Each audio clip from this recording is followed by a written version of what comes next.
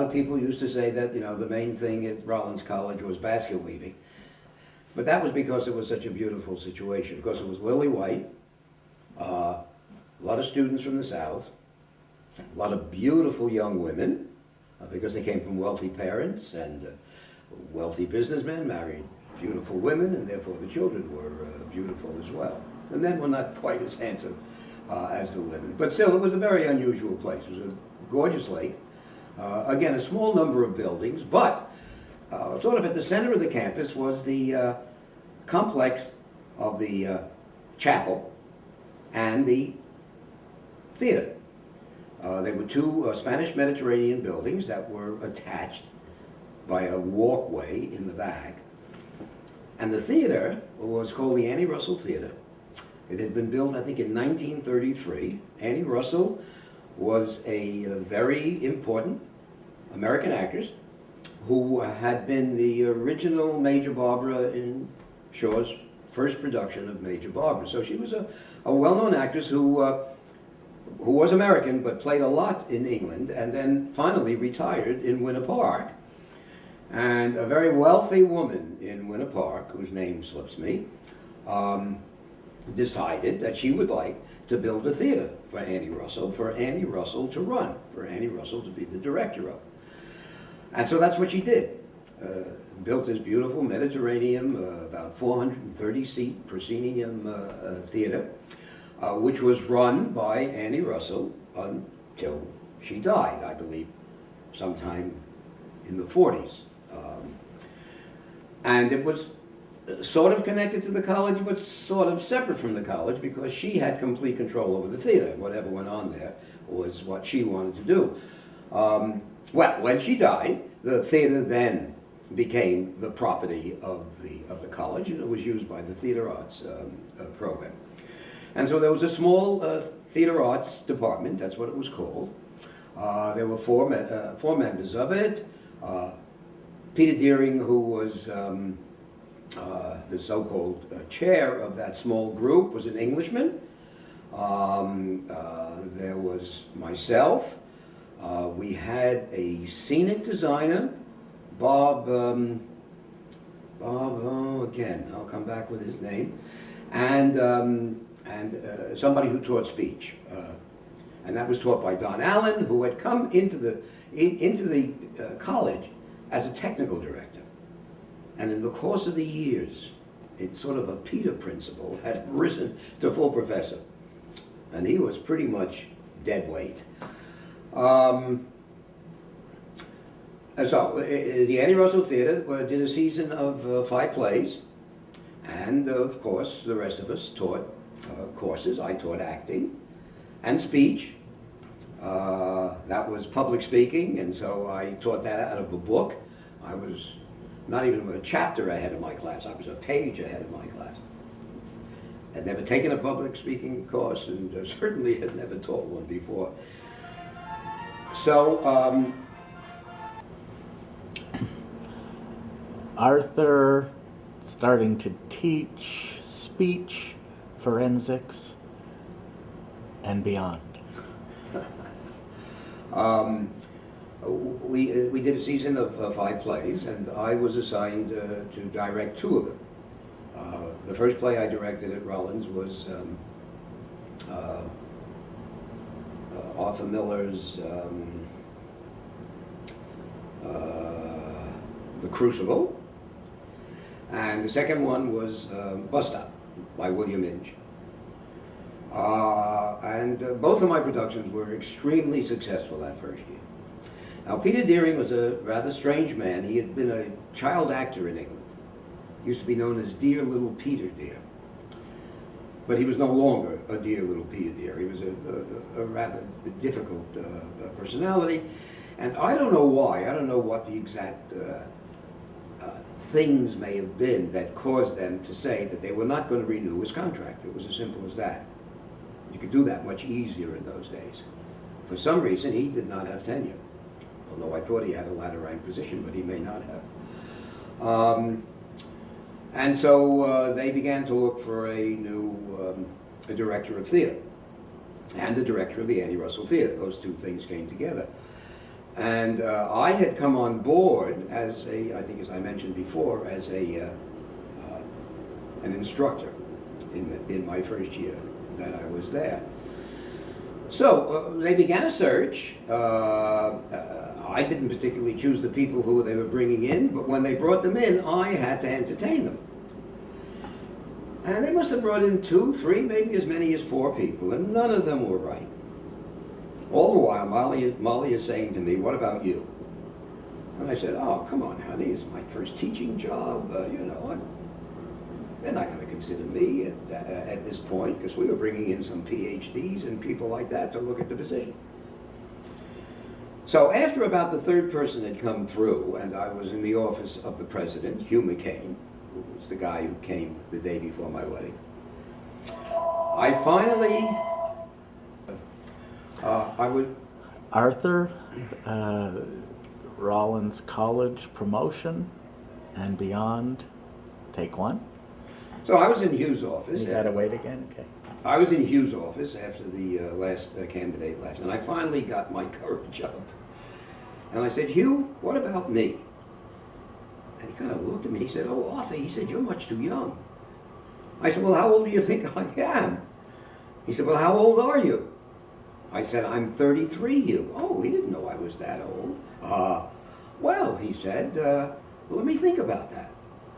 And so he thought about it for a few days, and he decided to appoint me. He did these things. No faculty committees, nobody oversight on this. You did this all by himself. He said, "Okay, Arthur," he said, we'll make you acting director, head of the theater arts department, and acting director of the Annie Russell Theater for next year. And that's how I became. And that's why we stayed. Because Molly thought we were only staying for 1 year. Meanwhile, we had rented an apartment, a house. It was actually a house. It must have had 4 bedrooms, about a block off campus, which was a lovely location, and it was $75 a month. We had a wonderful time there the first year. One of the first things I did was purchase a motorcycle. One of my colleagues had this BSA motorcycle. I thought it was Boy Scouts of America, but it turned out it was British Small Arms. I didn't know anything about motorcycles, but remember, I had ridden that motor scooter in Europe when Molly and I were courting. So I was capable of driving a motorcycle, and so that's what I did. I bought this little 175 cc motorcycle, which became our second car. And I drove that motorcycle all 9 years that I was at Rollins. Now, the house that we lived in that first year, I could walk to school. But when the second year came around, and now I'm acting director of the Annie Russell Theater, and he also promoted me to assistant professor. So that was a big step, and raised my salary to $5,000. We decided to buy a house. So we bought our first house on Blossom Lane, about 3 miles from the campus, and I commuted every day to the campus and back for rehearsals on my motorcycle, which I never drove over 35 or 40 miles an hour. I was scared to death most of the time I was on it. So that next year, I did a production of The Death of a Salesman. I believe did our first musical, which was a double bill of Giancarlo Menotti operas. Death of a Salesman was an interesting story. I cast a local guy who hadn't had too much theater experience, but he was quite gifted, quite talented, but a strange man, to play Willie, and we rehearsed the whole play. And on opening night, Molly was working in a local pharmacy. He must have called Molly, because I wasn't home, and told her that he was sick, that he was nauseous, that he was throwing up, and he didn't think he could go on. Well, Molly thought, of course, that would be a terrible thing on opening night, and so she took a terrible chance. And she somehow sent over to him a anti-nausea suppository, which was a very illegal thing to do. Well, that didn't really seem to work. And so I went out to the house, and sure enough, he was over the toilet and throwing up and was a mess. So I finally said to him, I said, look, it's probably wiser if you don't come tonight, because then you'll be able to play the rest of the performances, and if you come tonight, it may be the end of everything. I'll try and get through the play carrying the book. And so he seemed comfortable with that, and I went back to campus and into the theater, and I alerted everybody to what was going to be happening, and I said I was going to try it without book, because in rehearsals I tended to learn lines, and but I had prompters all around the stage. And there was no problem with the costume, because he was wearing one of my suits, so that worked fine. However, I did have to age myself, and so we graved my hair and things like that. And of course there was the delay of the opening, so we probably went up at about 8:30. And I no more than started that first scene that I knew all of those lines. And I was so concerned about being prompted that I gave everybody conniptions, because I was very fast on my cues. They probably never heard the lines come at them that way, as accurate as they were, but they were wonderful. So I remember it was the scene, the only scene I think in the first act, that Willie is off the stage. And as I came off the stage, the lighting board was right there in the wings. The guy who was on the lighting board said, "The lights are going out. The lights are going out. There was an accident in town, and all the lights are going to go out." So we managed to get through the act, because it was toward the end of the act. But then, yes, in fact, the lights went out. So now we had to make a decision about what to do about that. So I had everybody go and get candles, and we lit candles and held them in the theater. Well, sure enough, everybody stayed. And by that time, of course, the word had gotten out to campus that I was playing Willie Loman, and there was standing room in the back. My two nephews came. It was very exciting. But it was dark for about a half an hour. When who shows up? Tony, the guy who's playing Willie Loman. He comes now, he's feeling better, he wants to go on. Oh, I had a dilemma. If I told him he couldn't go on, then he could have gotten in a twit, and he wouldn't have played the rest of the week, and I certainly knew I wasn't going to get through more than one performance. So, we changed clothes, he got into the suit, but the lights didn't come on. So after about a half hour of this, I said, "Look, Tony, it looks like the lights are not going to go on. Why don't you go home, and I'll finish it out?" And he agreed. And then after he left, about 15 minutes later, the lights came on. So that audience had stayed in the house all that time. So Molly, meanwhile, her aunt Molly was coming into town, and she had to pick her up at the bus stop. And so she missed the whole first act. And so they come in, and they come backstage in between acts. And her aunt sees me, and she says, "Oh, Arthur is aged."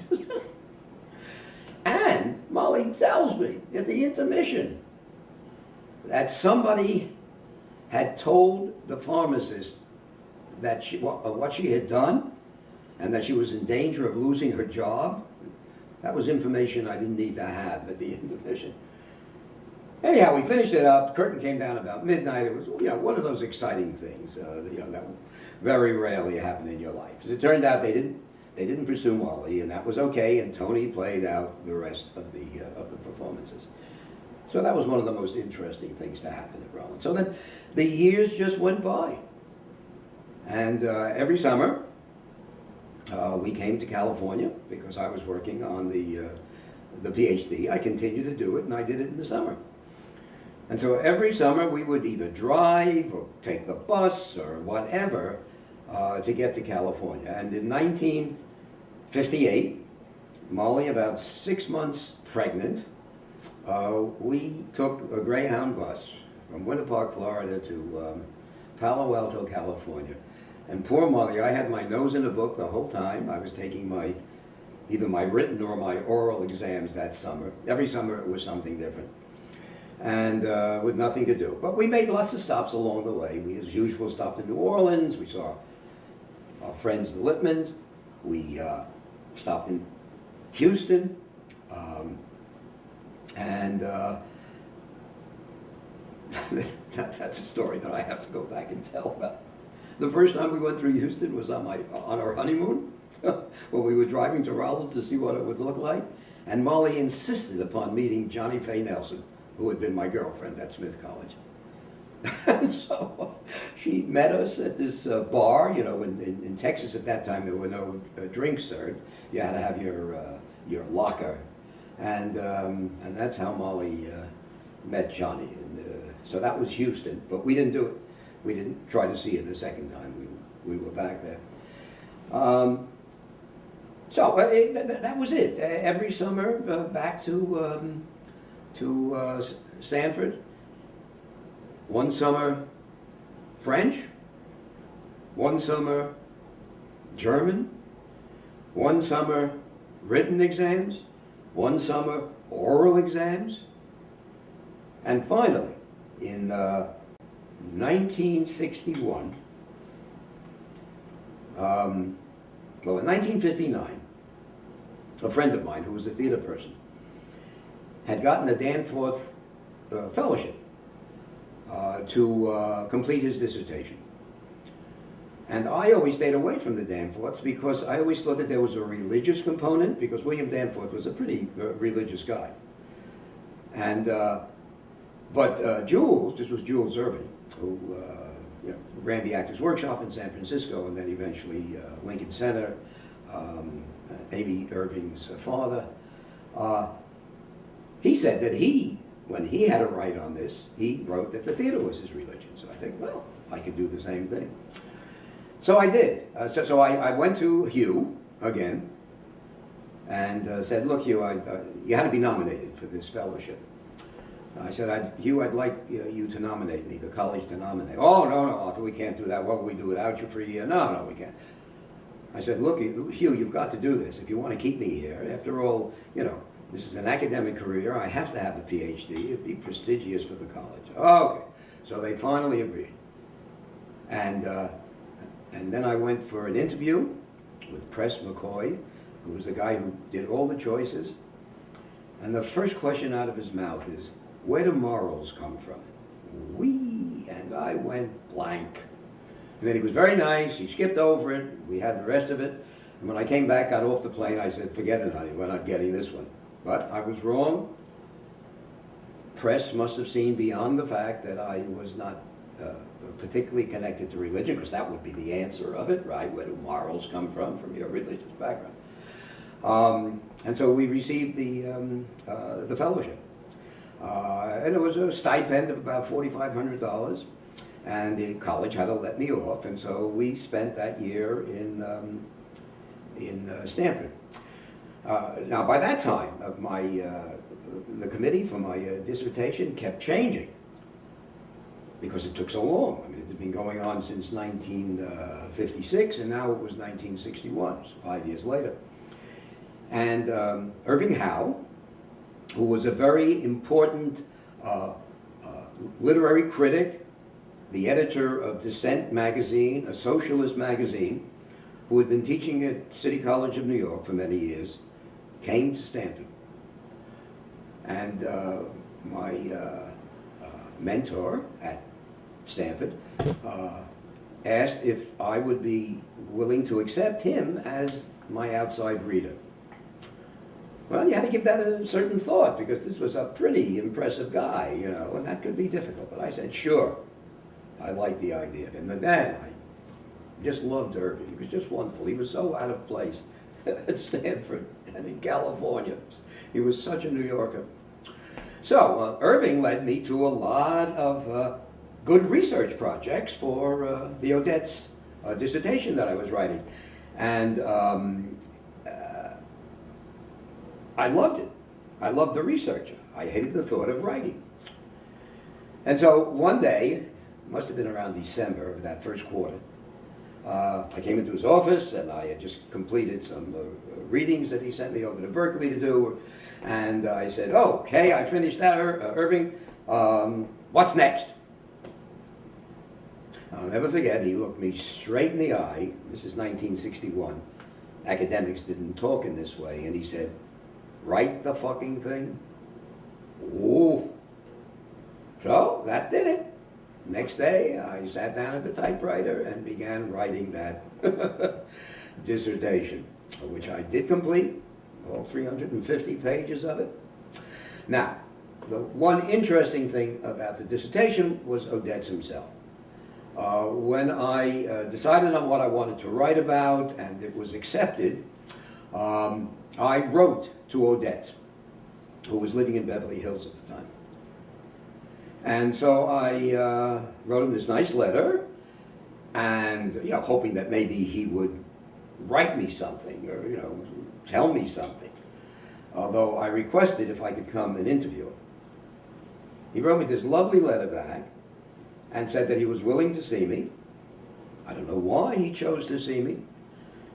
And the only stipulations was that I had to come, I couldn't come before noon, and I could only interview him about the 4 plays that I was going to write on, all of them written in the same year. All written and produced, not written necessarily, but all produced in 1935. And that was Waiting for Lefty, Awake and Sing, Till the Day I Die, and Paradise Lost. So, at some point, it must have been the beginning of that next summer, Molly and I drove to Los Angeles in 1961. Must have been 1960. No, I think it was in 61. I think it was when we were coming out at that point. And I appeared at his house at noon. He eventually came down the stairs. I began interviewing him. We were about halfway through that afternoon. He said, we're not going to finish this today. Can you come back tomorrow? And so I came back the next day. And then on the 3rd day, he let me look at papers relating to what I was going to write about. I mean, it was just the most gracious thing. I ended up with 28 pages, when transcribed, of interview, single-spaced. So it's the longest interview ever done with Odets, and it has a certain amount of value and has been published a couple of times. But he was really an interesting guy. I finished the dissertation, and it was about March of that year. I got a call from Howard Tiki, John Tiki, who was the vice president at Rollins. Strange call, just wanted to let me know that everything was going okay, which I knew. I don't know why he was calling me. And then he said, by the way, Arthur, we're raising your salary to $8,000 a year. I think when I left, which was after I had been at Rollins for about 5 years, I think it was $6,000. So this was an enormous raise. Probably in the range or higher than most of the full professors on the campus. So clearly they were worried that I was not going to come back now that I had the PhD. So we did go back. And in the, let's see, it must have been 1962. 1962. I got a call from Southern Methodist University wanting to know if I would come out and interview for the chairman of the department at Southern Methodist. So I immediately called John Tiki, who was Hugh's right-hand man, and I said, John, I just got a call from Southern Methodist University. How much are they offering? The first thing he said, what are they offering, Arthur? You knew exactly what it was about. I said, well, John, it's a full professor and $11,500. Now, by now, I'm probably making $9,000 at Rollins. He says, I'll get back to you in an hour. In an hour, in academia.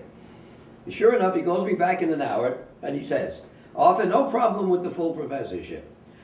We can only go to 11,000. So he was bargaining with me a little. I said, that sounds fine, John. So I called Southern Methodist and told them that I wasn't interested. So we came back for what was to turn out to be our last year at Rollins, although I didn't know that was the case. I did finish the PhD in 1962 when we went back. So this is like 2 years later. I'd been back for 2 years. And I got a call from Tulane, where our dear friend, the Littmans were. Monroe Littman was the chair of that department. And they were looking to start an MFA program in acting. And they wanted me to come and interview for it, which I eventually did. I was eventually offered the position. Molly and I agonized whether we wanted to leave this big fish in a small pond or whether we wanted to be a small fish in a somewhat larger pond. We had the other added thing is that we had just built a new house. We had just moved into a new house, a beautiful, very modernist house. So we finally decided, yes, that we should take this opportunity, and so that's what we did. And we left at the end of 1965. In that last year, I did My Fair Lady, which we called Wagner's Folly, because I directed it and played Henry Higgins. I remember Molly's parents came out to see it. The kids were able to see it. Of course, both our children were born in Winter Park. Wayne in October of 1958 and Michelle in January of 1961.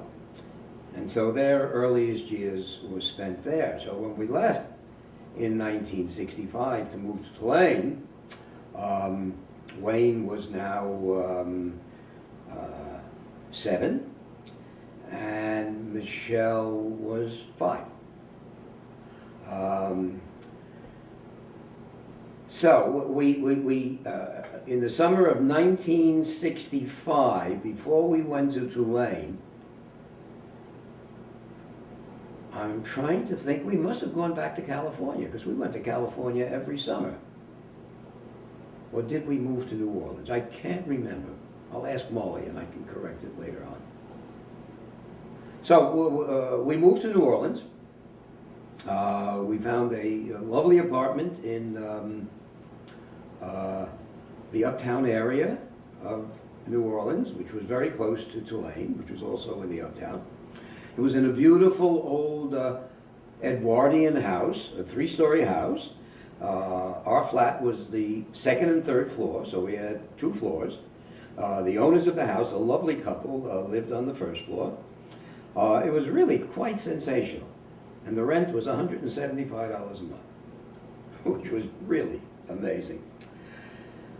So we were there for a week when threats began to come through about a hurricane that was coming. And it was going to be called Hurricane Betsy, which until Katrina was the worst hurricane to ever hit New Orleans. Our landlords left the house and went to a hotel downtown. So they escaped and left us in the house. It was terrible. It was one of the wildest hurricanes. Half the trees in New Orleans were uprooted. Every roof in New Orleans had damage. When we woke up in the morning, the house next door had a tree through it. It had just fallen over and smack into the roof of the house. So that was the first thing in New Orleans. Then the second interesting thing, of course, was school integration. And so our kids went to the first integrated schools in New Orleans. And that was an interesting experience.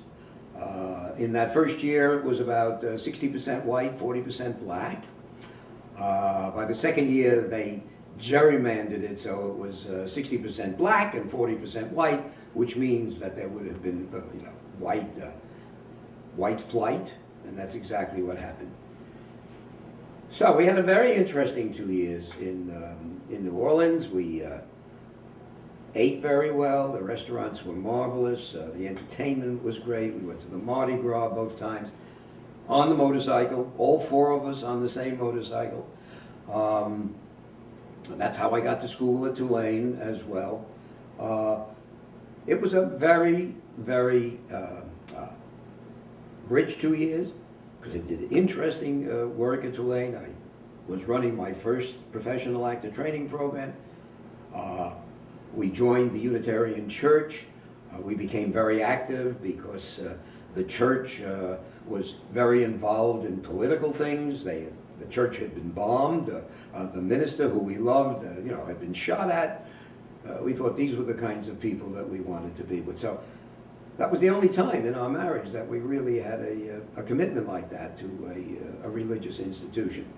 We liked him because he never mentioned God. Not once do we remember him ever talking about God. I did some interesting productions there. I did A Long Day's Journey into Night that I was very, very proud of. So from that point of view, it was wonderful. I liked my colleagues. It's where I met Richard Schechner, who became a very, very good friend. And of course, Monroe Littman, who was my boss, who was, sort of a kind of ideal to look at as an administrator. And it was in that first year at Tulane that the department decided that they needed better facilities than we had. We had these dinky two little theaters, one so-called proscenium and one theater in the round. And we were getting the best students in the country because of the Tulane Drama Review. And they were all coming from colleges that had built these great performing arts centers. And so it was embarrassing. And so we asked the administration to at least commit to seeing if they could raise some funds. And they refused to do that. And so everybody decided that they were going to leave. And so that's eventually what we did. This was in the second year when we got to that decision. And one by one, we each resigned. Because nobody resigned until they found another job. But the jobs were very plentiful for the 7 PhDs in that department. And so Monroe went to NYU, so did Dick Schechner. Paul Hostetler went to Temple. Tony Disler went to Virginia Tech. And one other guy went to a college in Minneapolis, Hamilton or something like that. And I interviewed at a number of places and was finally enticed by Ohio University because the man who was the dean there, we had become quite friendly over the years at meetings and things like that. And so we decided that we would go to Ohio University. So in, again, September of 1967, after 2 years at Tulane, we drove to Athens, Ohio, and